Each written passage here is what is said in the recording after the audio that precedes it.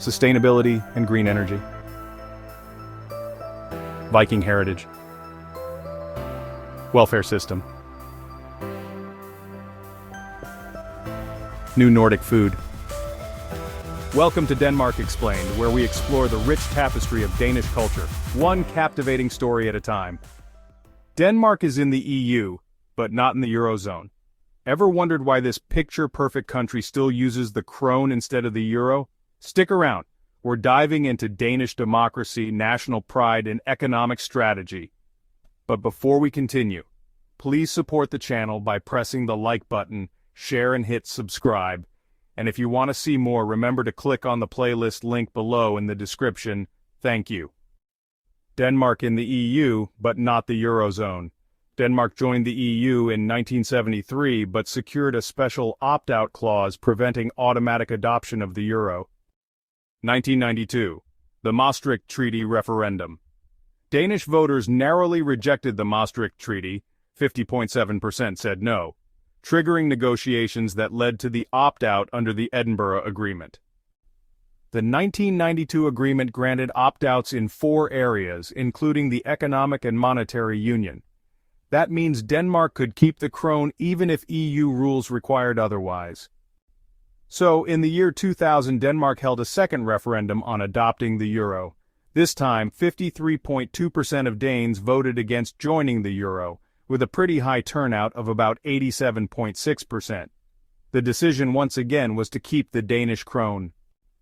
Denmark is part of the Exchange Rate Mechanism II, or ERM II. Basically, this means the Danish krone is pegged to the euro, but it can float within a band of plus or minus 2.25%. This setup gives Denmark currency stability, but without the need for full euro membership. There are a few reasons why Danes keep saying no to the euro.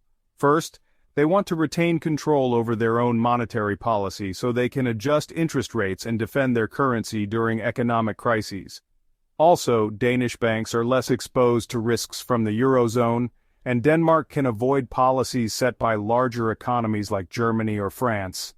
Finally, there's a strong sense of national sovereignty and a lot of public skepticism, especially after seeing the debt crises that hit the Eurozone. So, talking about current public opinion, support has definitely fluctuated over the years. It was briefly positive right after the euro launched, but then, it really declined following the 2008 crisis. Sources like Politico and Wikipedia, among others, have tracked these shifts in sentiment. Could this change? Well, major parties have discussed a new referendum, but honestly, there are no concrete plans at the moment. Opinions would really have to shift significantly for anything to happen.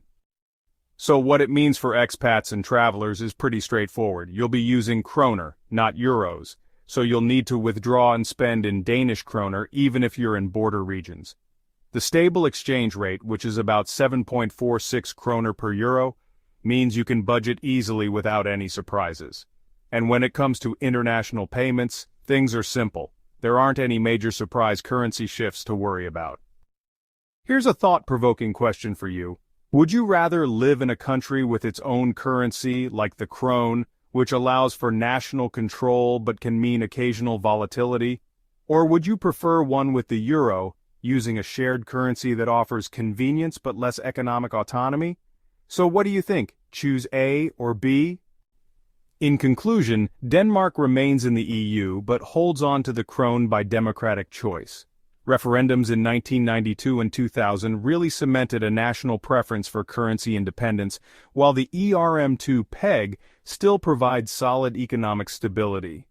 For visitors and newcomers, this all adds up to a familiar kind of clarity. Denmark feels very EU-connected, but your wallet still speaks DKK. We hope you enjoyed this video. Feel free to share your thoughts in the comments below. Don't forget to like, share, and subscribe. It really helps us bring you more amazing content. Join us here at Denmark Explained, where we uncover the wonders of Danish culture, one story at a time. See you in the next video.